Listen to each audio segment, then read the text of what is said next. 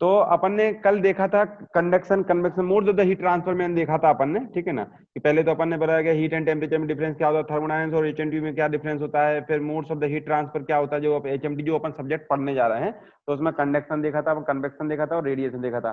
Conduction में मैंने आपको बताया था, देखो भाई फिर चालू कर दिया, थोड़ा पकड़ना है इस बच्चे को, कौन है इसका, डी एंड कर देते हैं, ये बच्चा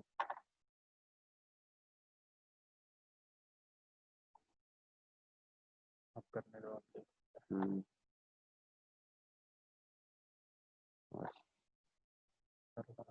हाँ, तो ये जो आपको मैं इसको मिटा दो, पहले अपन इनको मिटाना पड़ेगा, उनका काम है कि करना है ना। हाँ, तो अपन ने क्या देखा था, कंडक्शन कन्वेक्शन एंड रेडिएशन देखा था अपन ने, ठीक है ना। तो कंडक्शन में आपको बताया था कि हीट ट्रांसफर हो रही है, यदि सॉलिड टू सॉलिड हो रही है तो अपन उसमें ज्यादातर कंडक्शन को देखा था अपन ने, ठीक है ना। फिर रेडिएशन कन्वेक्शन में बोला था कि जैसे एक सॉलिड के अंदर में जो कोई लिक्विड है, फ्लूइड जो भी भरा हुआ है, मतलब फ्लूइड जो भी रहेगा वो गैस भी हो सकता है, लिक्विड भी हो सकता है, तो उसमें वो कन्वेक्शन होता है। और रेडिएशन में हमने बताया था आपके लिए, there is no need to any medium, just without any medium, जैसे हमने एग्जांपल लिया था कि सन से जो रेज आती हैं विदाउट एनी मीडियम हमारे अर्थ पे पहुंचती हैं और हम लोगों को हीट मिलती है, तो ये हमने रेडिएशन का बताया था आपके लिए, ठीक है ना। अब हम नेक्स्ट जो इसको थोड़ा और बड़ा कर लेता हूँ, तो अच्छे से दिखाई देगा।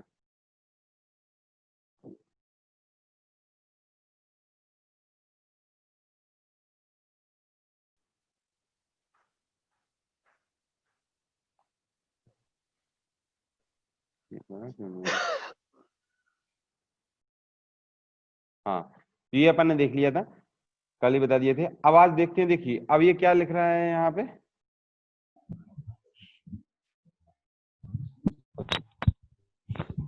एप्लीकेशन ऑफ हीट ट्रांसफर, है ना। एप्लीकेशन क्या है भैया इसके, तो मैंने कहा कोई सब्जेक्ट पढ़ते हैं तो उसका कुछ एप्लीकेशन होगा तभी तो हम उसको पढ़ेंगे, otherwise there is no need, है ना। तो अपन हर जो अपन इंजीनियरिंग में जो सब्जेक्ट पढ़ रहे हैं उसका कहीं ना कहीं तो एप्लीकेशन होगा ही होगा, ठीक है ना। तो इसके एप्लीकेशन अपन ने सबसे पहले देखते हैं, इसमें सबसे पहले जो यूज होता है एनर्जी प्रोडक्शन एंड कन्वर्जन, है ना। तो इसमें होता है जैसे स्टीम पावर प्लांट में सोलर एनर्जी कन्वर्जन एक्सेट्रा, इसमें जो अपना मेन है हीट का, स्टीम पावर प्लांट में आप देखते हैं कि जहाँ भी कुछ भी हो रहा है तो वो हमारा हीट ट्रांसफर के बारे में डिस्कस करते हैं, सोलर एनर्जी की बात करते हैं, तो कहीं भी में हीट की जहां भी बात होगी तो हम उसके में जो बात करेंगे वो तो उसमें अपना एचएमटी की सब्जेक्ट की जरूरत पड़ती है, हीट एंड मास ट्रांसफर होते हैं। फिर जैसे रेफ्रिजरेशन एंड एयर कंडीशनिंग, जो अपना रेफ्रिजरेशन एंड एयर कंडीशनिंग, वहां भी हीट के बारे में डिस्कस होता है भैया। रेफ्रिजरेशन जो घर पर रेफ्रिजरेटर रहता है, एयर कंडीशनिंग रहती है, तो वहां भी हीट का मैटर है, तो अपन वहां पे इसके बारे में डिस्कस करेंगे। डोमेस्टिक एप्लीकेशन, तो इसकी इसमें जैसे ओवंस होता है, स्टोव होता है, टोस्टर होता है, तो ये सब अपन घर पे जो अपन जो यूज करते हैं, ओवंस भी यूज करते होंगे आप लोग, स्टोव भी यूज करते हैं, टोस्टर, है ना, जो ब्रेड रेड वाला रहता है, तो ये सब चीज जो घर में रहते हैं ना, तो वो वाले भी, तो ये एप्लीकेशन में यहाँ भी हीट का मैटर है। कूलिंग ऑफ इलेक्ट्रॉनिक इक्विपमेंट्स, है ना, जो कोई भी इलेक्ट्रॉनिक इक्विपमेंट है उसको कूल करने के लिए जहाँ वहाँ भी हीट, मतलब कूलिंग क्यों कर रहे हैं, क्योंकि हीटिंग हो रही है तभी तो कूलिंग कर रहे हैं अपन वहाँ पे, ठीक है ना। तो कूलिंग वहाँ पे भी इसका यूज होता है।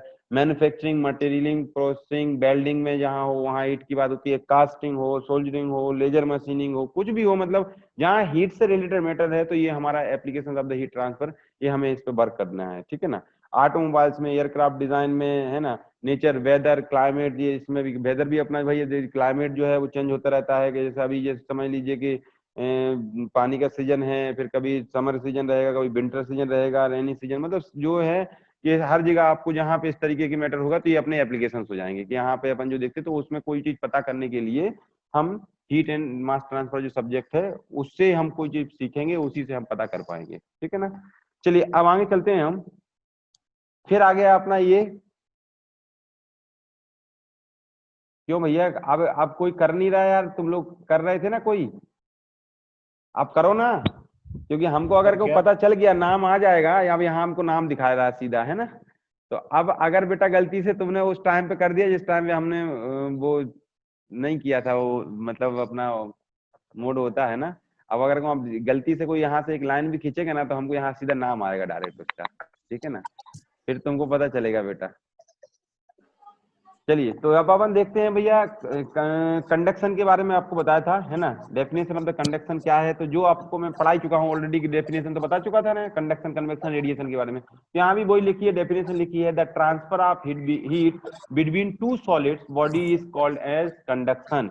जैसे कि हम भैया दो सॉलिड बॉडी ले लेते हैं कि भैया उसमें जो हीट ट्रांसफर होती है वो कंडक्शन के कारण से हीट ट्रांसफर होती है, ठीक है ना। तो हमने पास पास जोड़ के रख दिए मान लो, ठीक है ना, जो जैसे दो सॉलिड बॉडी ले लिए।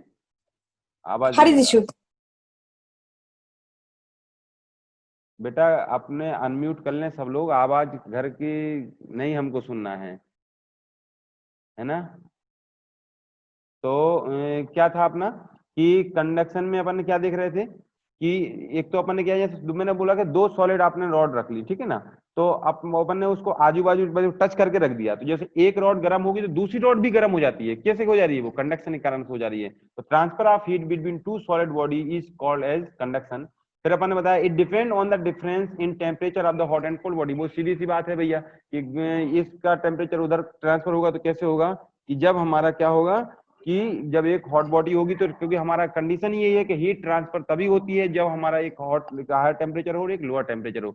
तो जब टेम्परेचर डिफरेंस होगा तभी हमारी हीट का ट्रांसफर होगा, अदरवाइज कोई इक्विलिब्रियम कंडीशन में रहेगी, कोई हीट का ट्रांसफर नहीं होगा, ठीक है ना। एग्जाम्पल में अपन बताई दे रहे हैं, example of conduction heat transfer आपको बताया is two bodies at different temperature kept in contact with each other when we touch handle shows in above image। जो आपको बताया था इसके पहले, heat from handle is transferred to our hand because our hand is cooled medium।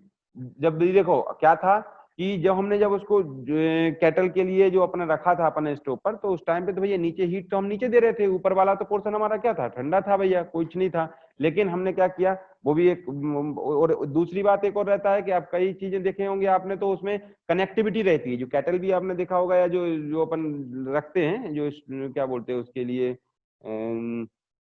हत्ता, वो पतीला, जो भी बोलो आप अपने हिसाब से, तो उसमें देखना कि जो जो जो हैंडल रहता है ना, उसको with the help of screw या रिबिट के द्वारा उसके लिए क्या किया जाता है, टाइट किया जाता है, रिबिट से लगाया जाता है उसके लिए, ठीक है ना। तो वो उसमें तो वो तो अलग अलग तरीके से जुड़ा हुआ है, दो ऑब्जेक्ट अलग अलग है, लेकिन भाई ऑब्जेक्ट से, लेकिन हीट ट्रांसफर वहां फिर भी पहुंच जा रही है तो हमारे उस रिबिट से। तो कहने का मतलब है कि दो बॉडी को हमने टच तो किया है, लेकिन जोड़ा तो उसके लिए हमने रिबिट से, लेकिन फिर भी हमारी हीट जो है वो हमारे उस हैंडल तक पहुंच जा रही है। तो ये मेन हमने देखा कि भैया कि हीट जो ट्रांसफर होती है सॉलिड बॉडी में। अब यहाँ पे जो बात मेन कर रहा है कि heat conduction work on to mechanism.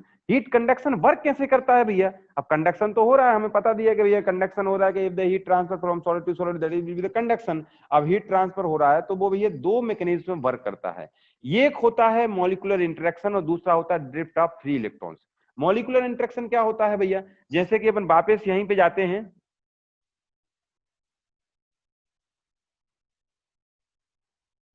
ये देखिए, अब मैं जो बताया था आपके लिए कि भाई कंडक्शन के बारे में बता रहे थे आपको, ठीक है ना, कि एक आपको बताया था कि modes of the heat transfer में, फिर जो कंडक्शन, कन्वेक्शन, रेडिएशन, फिर इसके बाद में उसने कंडक्शन के बारे में बता रहा कि जो कंडक्शन जो है टू मैकेनिज्म वर्क करता है। एक होता है मॉलिक्यूलर इंटरेक्शन और दूसरा होता है ड्रिफ्ट ऑफ फ्री इलेक्ट्रॉन। जैसे हम सब लोग जानते हैं कि मॉलिक्यूलर इंटरेक्शन क्या होता है, कि जैसे मान लेते हैं अपन एक,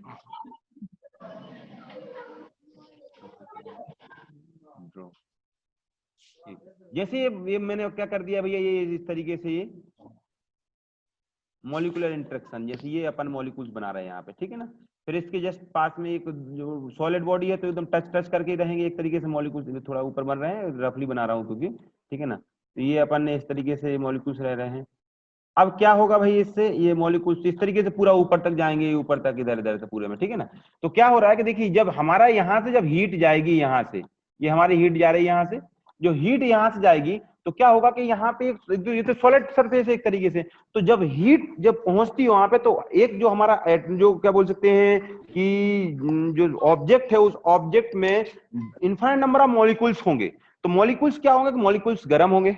जब मॉलिक्यूल्स गर्म होंगे तो क्या होगा, भाई जो पास के मॉलिक्यूल्स हैं वही गर्म होंगे, ये इधर के तो नहीं हो रहे हैं। तो जो ये अपनी हीट क्या, ये एक्साइटेड हो जाएंगे एकदम, मतलब एनर्जी, इनका एनर्जी लेवल बहुत हाई हो जाएगा। तो जब एनर्जी लेवल हाई हो जाएगा तो ये क्या कर वाइब्रेट करना चालू कर देंगे। क्योंकि भैया किसी के पास जैसे अभी आप ही लोग देख लीजिए कि अगर किसी के पास जैसे मान लीजिए 1 करोड़ रुपए आपके अकाउंट में डाल दें तो आप लोग अभी वाइब्रेट होना चालू हो जाओगे। क्योंकि भैया क्या होने वाला है, क्योंकि आपका एनर्जी आ गई है ना, पैसा आ गया मतलब एनर्जी आ गई कि अभी पावर है मेरे पास, पैसा है। ये तो वही यहाँ पे है कि क्या है कि ये जो हमारे जो मॉलिक्यूल्स हैं वो क्या कर रहे हैं कि जैसे ही उनके पास एनर्जी हीट मिली यहाँ से तो वो एकदम गर्म हो गए। अब वो गर्म हो गए तो वो क्या वाइब्रेट करने, उनके पास एनर्जी आ गई ना भाई, तो एनर्जी आ गई तो वो एनर्जी क्या करेंगे, वो चाहेंगे भैया कि थोड़ा बहुत एनर्जी अगर दूसरे को ट्रांसफर हो जाए। तो भाई आजू बाजू क्या है कि जब इसकी हीट इतनी ज्यादा रहेगा तो जो उसके पास टच में रहेगा, जो उस आदमी के टच में रहेगा, जैसे आदमी के जैसे अपन भाई जो करोड़पति बन गया तो उसके टच में रहेगा थोड़ा बहुत बेनिफिट तो उसको मिलेगा ना। तो उसी प्रकार से क्या है कि ये मॉलिक्यूल से हमारा जो बाजू वाला जो क्या है वो थोड़ा बहुत टच में रहेगा। अब वो टच में है तो डेफिनेटली इसकी हीट इसको ट्रांसफर थोड़ी थोड़ी होगी। तो जैसे ये मॉलिक्यूल वाइब्रेट हो रहा है तो दूसरा होगा, दूसरा होगा तो तीसरा होगा, इस तरीके से हीट ट्रांसफर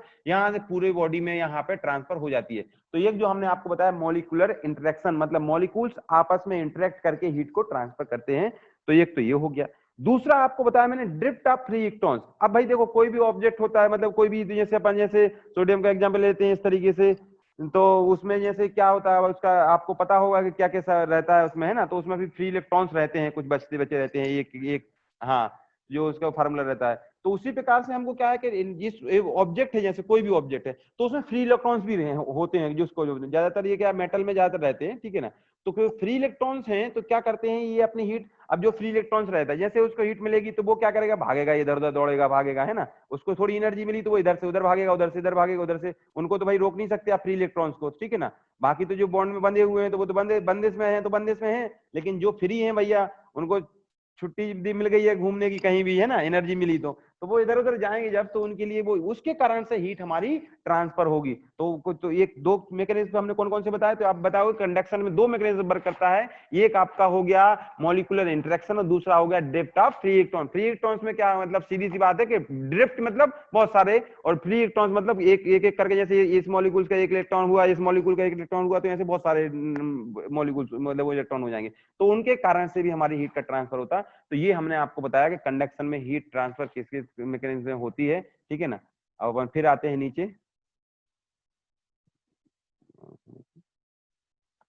यार इस, हाँ हाँ, ये हो गया ना ये वाला, कोई बोल रहा है? अरे भाई बता दो हो यस गया कि सर, नहीं हुआ। यस सर, हो गया सर, हो गया। समझ में आया? Yes sir. हाँ चलिए अब इसको यार डिलीट करना है, इरेज, अच्छा यहाँ से, हाँ ठीक है। अब अपन आगे देखते हैं। हाँ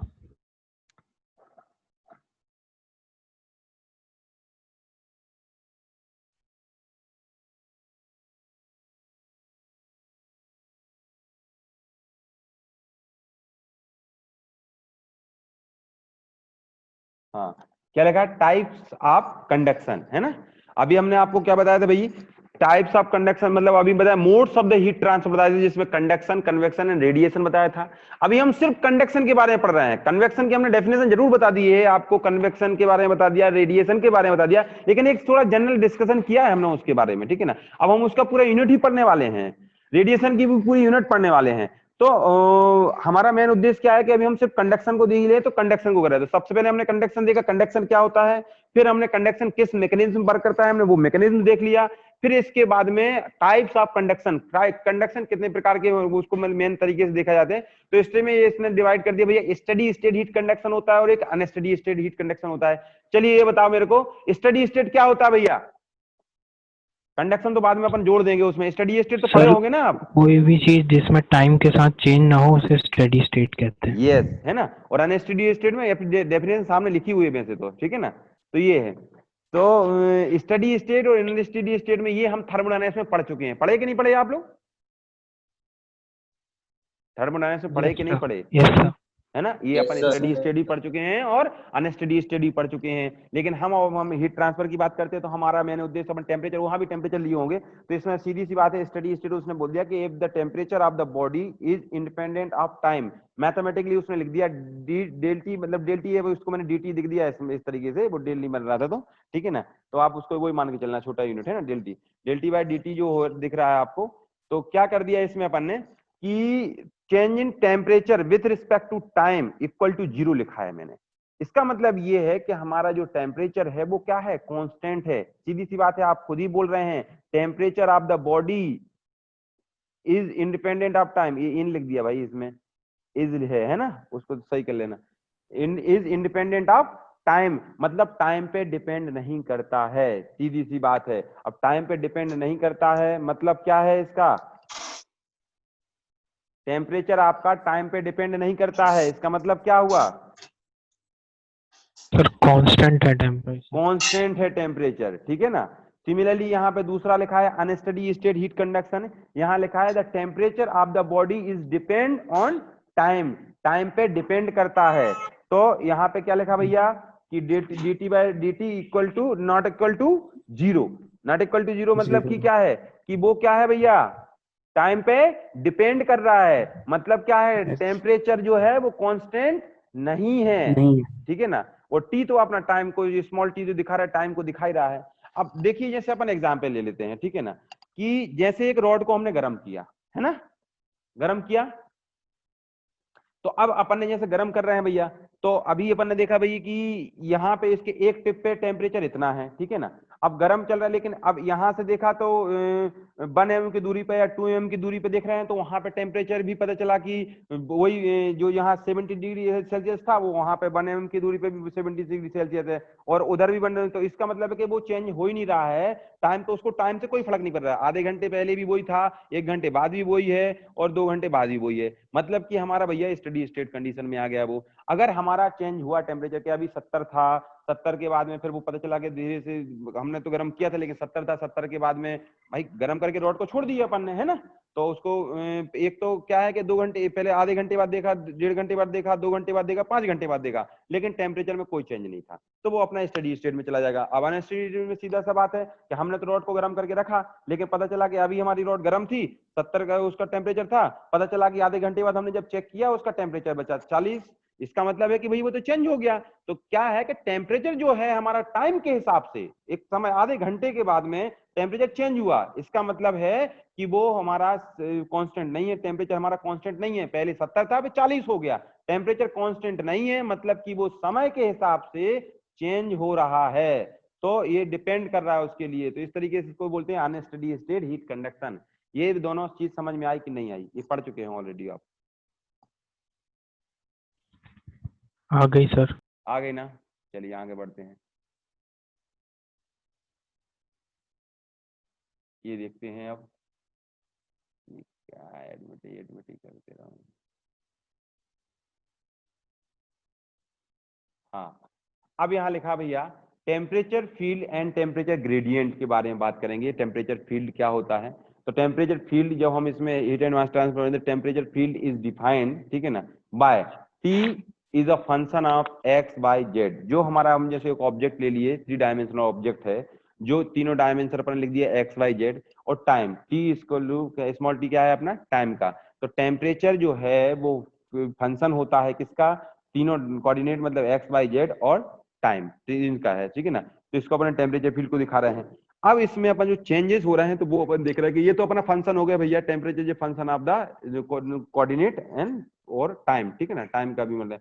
अब हम बात करते हैं स्टडी स्टेट की कंडीशन में, देख रहे हैं temperature is only a function of state coordinate, मतलब कि बोले स्टडी स्टेट बोल दिया, स्टडी स्टेट बोल दिया मतलब की बात क्या हो गया, वहां पे टेम्परेचर की तो बात ही नहीं हो रही, वहां पे हो रही क्या, वहां पे सॉरी टाइम की, टाइम की तो हम बातें नहीं कर रहे हैं वहां पे, है ना, स्टडी स्टेट है, टाइम के हिसाब से उसमें कुछ नहीं होने वाला है। तो ये है, तो t is only a function of space coordinate, मतलब अगर हमारा स्टडी स्टेट है तो टाइम की हम बात नहीं कर रहे हैं, तो टेम्परेचर जो हो जाएगा वो हमारा सिर्फ हो जाएगा फंक्शन किसका, स्पेस कोऑर्डिनेट, मतलब एक्स बाई जेड डायरेक्शन का हो जाएगा। इसलिए हमने लास्ट में यहाँ लिख दिया अपनी कंडीशन इक्वेशन बनते इस तरीके से, मतलब एक अपनी इक्वेशन है टेम्परेचर फील्ड की, उससे हम बहुत सारी इक्वेशन बना सकते हैं, जैसा जैसा बोलते जाओगे वैसे वैसे इक्वेशन बनती जाएगी, ठीक है ना। तो अपन ने इसने ये पहली इक्वेशन बना ली अपन ने भैया कि उसने बोला कि स्टडी स्टेट है, स्टडी स्टेट स्टेट मतलब कि टाइम पे वो क्या है, इंडिपेंडेंट है टाइम पे, तो इस तरीके से हमने इसको बढ़िया कर दिया, इस तरीके से बना दिया। तो ये अपना dt by dt equal to क्या हो गया, 0 कर दिया। तो यहाँ पे अपना टेम्परेचर जो है वो अगला फंक्शन किसका हो गया, कोऑर्डिनेट का हो गया। दूसरा उसने बोला temperature is a function of only 2 coordinate. उसने बोला भैया अब स्टडी स्टेट की बात नहीं कर रहा है यहाँ पे, ठीक है ना, अभी सिर्फ ये उसने क्या लिया दूसरा वाले में कि टेम्परेचर एक जो फंक्शन है ओनली 2 कोऑर्डिनेट का। तो फिर आप वापस यहीं जाओगे, मतलब आप यहीं से सब कुछ देख रहे हैं ना, ये यहीं पे यहीं से सब मैच करना है अपना, ठीक है ना। अरे क्या हो गया, ड्रॉ टाइम, हाँ जैसे यहाँ पे अपन देख रहे हैं, ठीक है ना, कलर चेंज करते हैं। हाँ ये देखिए इसके लिए अपन देख रहे हैं, तो अपन ने अभी इसी से ये बना लिया भाई, इक्वेशन तो यही थी अपनी फाइनल, लेकिन इससे अपन ने टेम्परेचर जो function of X Y coordinate की बात करी, उसने बोला कि भाई स्टडी स्टेट है, तो हमने इस तरीके से इसको 0 कर दिया। अब यहाँ पे बात कर रहे हैं टेम्परेचर जो फंक्शन ऑफ ओनली 2 कोऑर्डिनेट का फंक्शन है, तो अपन ने भैया उसमें 2 कोऑर्डिनेट है, तो ये कोऑर्डिनेट तो अपना 0 हो गया एक तरीके से देखा जाए। तो यहाँ पे टेम्परेचर जो function of X and Y है ना, और स्टडी स्टेट की बात नहीं कर रहे हैं हम इसमें, तो हमारा टेम्परेचर टाइम तो रहेगा हमारा। अगर हम इसको स्टडी स्टेट भी बोल देते तो हमारा जो टाइम होता है वो क्या हो जाता है, वो भी 0 हो जाता है हमारा यहाँ पे। तो यहाँ पे एक्स वाई की बात करेंगे तो dt by D Z equal to 0, क्योंकि अपन ने इस वाले कोऑर्डिनेट को कर दिया 0। अब हम बोल रहे हैं इसी इक्वेशन फिर बना रहे हैं, टेम्परेचर ये function of only one direction. अब वन डायरेक्शन की बात कर रहे हैं भैया, तो वन डायरेक्शन में बात कर रहे हैं, तो हमारा आप क्या दो कोऑर्डिनेट को अभी 0 ये किया था, अभी कोऑर्डिनेट को 0, अब दोनों को कर देंगे, दो को y और z को कर देंगे। तो टेम्परेचर ये फंक्शन ऑफ x और t तो अपना टाइम का दिखाई रहा है, तो यहाँ पे भैया dt by D Y equal to dt by D Z equal to 0, क्योंकि ये हमने दोनों को इनको नहीं कंसीडर किया क्योंकि वन डायमेंशनल है। अब ये बोल रहा था equation for one dimensional steady state मतलब हीट कंडक्शन या टेम्परेचर बोल सकते हैं। तो भैया देखो क्या होगा, वन डायमेंशनल तो ऊपर भी है नीचे भी है, लेकिन अब क्या बोल दिया उसने, स्टडी स्टेट बात कर दिया। तो जहां स्टडी तो मतलब अपने हिसाब से आप जो भी इक्वेशन बनाना चाहते हो बना सकते हैं। तो इक्वेशन जो बन गई अपनी टेम्परेचर ये फंक्शन ऑफ एक्स, सिर्फ एक्स डायरेक्शन का फंक्शन बन गया अपना, dt by D y dt by D Z equal to 0 हो गया, और dt by dt equal to a भी आपका 0 हो गया। तो अपनी 1 2 3 4 5 अपन ने इस तरीके से इक्वेशन बनानी है अपने, ठीक है ना। तो यहां तक कोई दिक्कत किसी को? हो गए सब लोग? आवाज आ रही है मेरी? Yes sir. आ रही ना? Yes sir. हाँ यहाँ तक समझ में आया ये? Yes sir. अब अपन बात करते हैं, फिर आ जाए तो माउस चलाओ इसको इरेज करो और चलिए फिर हाँ चलिए भैया ये फिर आ गया अपने पास नया एक पीपीटी सामने है हमारे। हाँ ये लिखा है Fourier law of thermal conduction. देखिए भैया सबसे पहले मैं आपको फिर बता रहा हूँ, सबसे पहले हमने बोर्ड, अब वहां की कहानी खत्म हो गई, हीट टेम्परेचर की कहानी खत्म हो गई, थर्मोडायनामिक्स में हीट ट्रांसफर भी खत्म हो गई। अब हम हीट ट्रांसफर की सिर्फ बात कर रहे हैं। हीट ट्रांसफर में हमने सबसे पहले देखा था कंडक्शन कन्वेक्शन रेडिएशन, मतलब modes of the heat transfer देखे थे। मोड्स में फिर हमने कंडक्शन कन्वेक्शन पूरा अच्छे तरीके से पढ़ लिया। फिर इसके बाद में हम कंडक्शन के बारे में बात कर रहे थे, तो कंडक्शन में हमने क्या किया था, बाद में किस मैकेनिज्म से वर्क करता है कंडक्शन, हमने वो देख लिया। फिर उसने बोला कि भैया टाइप्स ऑफ कंडक्शन बता दिया, तो स्टडी स्टेट हीट कंडक्शन होता है, स्टडी स्टेट तो हमने वो भी देख लिया हमने। फिर हमने टेम्परेचर ग्रेडियंट की बात कर रहे थे कि टेम्परेचर ग्रेडियंट क्या होता है ना, टेम्परेचर फील्ड क्या होती है, तो वो भी हमने देख लिया। अब हम बात करते हैं फोरियर, यहाँ से हमारी मेन कहानी स्टार्ट होती है। Fourier law of heat conduction या थर्मल कंडक्शन, जो बोलना वो बोल सकते हैं आप। मेनली अब आपको बता दूं कि देखिए हम बात करते हैं कंडक्शन कन्वेक्शन रेडिएशन। कंडक्शन जो है वो वर्क करता है Fourier law of heat conduction में वर्क करता है, सबसे पहली बात बता दूं। उसी प्रकार से कन्वेक्शन है वो भी किसी लॉ पे वर्क करता है, और रेडिएशन है वो भी किसी लॉ पे वर्क करता है। जो अब हम भाई वो तो बोल दिया अपन ने कि कंडक्शन होता है, तो कंडक्शन तो हो गया, उसकी डेफिनेशन ही पढ़ लिया, लेकिन कोई किसी लॉ पे वर्क करेगा ना तभी तो अपन उसको कंडक्शन की प्रॉब्लम सॉल्व कर पाएंगे किस तरीके से। तो यही हमारी मेन प्रॉब्लम है, इसी से हम सॉल्यूशन करेंगे। कोई भी क्वेश्चन में मिलेगा तो हमको आंसर भी इसी से निकालना है हमको। तो मेन हमारा क्या है कि इसने बोल दिया कि भैया जो कंडक्शन है it work from Fourier law of heat conduction, है ना। ये अपग्रेड बोल दिया, अरे यार हाँ कहाँ चले गए, बंद कर दो। हाँ तो समझ में आया ना। तो क्या बोला कि Fourier law of heat conduction, इसमें बोल रहा है, देखो इसमें डेफिनेशन भी साफ साफ लिखी है यहाँ पे। According to Fourier law of heat conduction, heat transfer is directly proportional to the area measured normal to the direction of the heat flow and to the temperature gradient in that direction। वो बोल रहा है कि Fourier law के हिसाब से बता रहा है कि हीट ट्रांसफर जो है, अपन यहां से फिर वो ले लेते हैं, हीट ट्रांसफर मतलब जो क्यू है, heat transfer is directly proportional, यार ये क्या, अब मैं एन सिद्धार्थ इसको इसका एंट्री मत करना है इसकी, है ना, मैं इसको एंड जब जाने वाले टाइम है इसमें अभी आ रहे हैं। तो ये सुनो भाई, तो क्या बोल रहा है कि heat transfer is directly proportional to the area, area तो ये हो गया area measured normal to the direction of the heat flow, ठीक है ना। तो heat transfer is directly proportional to the area measured normal to the normal to the direction of the heat flow and to the temperature gradient, temperature मतलब अपन इसको इस तरीके से डेल टी भी ऐसा लिख सकते हैं, ये लिख सकते हैं। ये था अपना इक्वेशन, इसको हमने क्या कर दिया, सॉल्व कर दिया। सॉल्व कैसे कर दिया, क्यू अपना जो कहते हैं यहाँ क्यू रहने दिया सेम टू सेम, तो ये प्रोपोर्शनलिटी के साइन हटाएंगे तो इसमें इक्वल टू का साइन आ जाएगा, तो यहाँ पे एक कांस्टेंट आ जाएगा, ये आ जाएगा, फिर ये आ जाएगा, फिर ये अपन ने कर दिया डी वाई डी एक्स कर दिया, जैसे एक्स के लिए कर दिया, फिर वाई के लिए भी कर दोगे के लिए, लेकिन यहाँ माइनस साइन लगाया है अपन ने, माइनस साइन यहाँ पे लगा हुआ है, दिख रहा है आपको माइनस साइन, है ना। तो Q equal to minus K D T by D X, तो इसका मतलब ये है कि where Q equal to heat transfer, सब लोग जानते हैं कि हीट ट्रांसफर क्या है, तो उसकी यूनिट क्या होती है, वॉट होती है, K है अपना थर्मल कंडक्टिविटी है, वाट पर मीटर केल्विन होता है थर्मल कंडक्टिविटी की यूनिट, ठीक है ना, ये भी आप पर लेना है, और D T by D x होता है टेम्परेचर ग्रेडियंट, K जिसको होता है केल्विन पर मीटर होता है अपना। तो अब अपना मेन ये है कि भाई माइनस साइन क्यों लिया हुआ है इसमें, माइनस साइन हम क्या है कि जो हमारा जो टेम्परेचर है जो वो तो माइनस उसमें क्या बोल सकते हैं नेगेटिव डायरेक्शन में लिया है, इसलिए हम इसको क्या कर रहे हैं, तो इसमें लिख लेना negative sign indicate the direction the value of temperature gradient, मतलब जो टेम्परेचर ग्रेडियंट की जो वैल्यू है वो क्या है कि माइनस में है, इसलिए हमने उसको वहां पे माइनस मतलब अपोजिट डायरेक्शन में कहने का मतलब ये है, इसलिए हम इसको ये अपना फॉर्मूला बन जाएगा Q equal to minus K A D T Y D X. तो ये अपने इस तरीके से अपने वो नोटिफिकेशन हो पूरे नोटेशन हो जाएंगे, क्यू क्या है, के क्या थर्मल कंडक्टिविटी है। अब बात होती है थर्मल कंडक्टिविटी, तो पढ़ेंगे कि थर्मल कंडक्टिविटी है वो हर मटेरियल की अलग अलग होती है, ठीक है ना, जैसे किसी मटेरियल की कुछ होगी, किसी मटेरियल की कुछ होगी, है ना, तो जैसे मेटल की होगी तो उसकी कुछ और होगी, फिर इसके बाद में और भी नॉन मेटल होगा, कोई दूसरे होंगे, तो मतलब जिस जगह तो ये पूरा हम एक आपको टेबल दे देंगे किसकी क्या थर्मल कंडक्टिविटी होगी, उसके हिसाब से हम इसके क्वेश्चन करेंगे। मेन हमारे लिए उस मटेरियल की अगर थर्मल कंडक्टिविटी के बारे में मालूम है तो हम उसका निकाल देंगे। अब ये क्या बोल रहा है कि एरिया की बात क्यों कर रही थी, जैसे अपन एक बना लेते हैं, एक थोड़ा सा डायग्राम बना के देखते हैं, ऐसा प्रयास करते हैं। यहाँ पे ये है, अब हमने क्या किया है, यहाँ पे ये कलर चेंज कर लेते हैं, इसको अपन ले लेते हैं ब्लैक कलर। अब ये एक रॉड है मान लो, है ना, तो ये रॉड हमने इस तरीके से बना ली, रॉड, ठीक है ना, ये रॉड बना ली, ठीक है ना।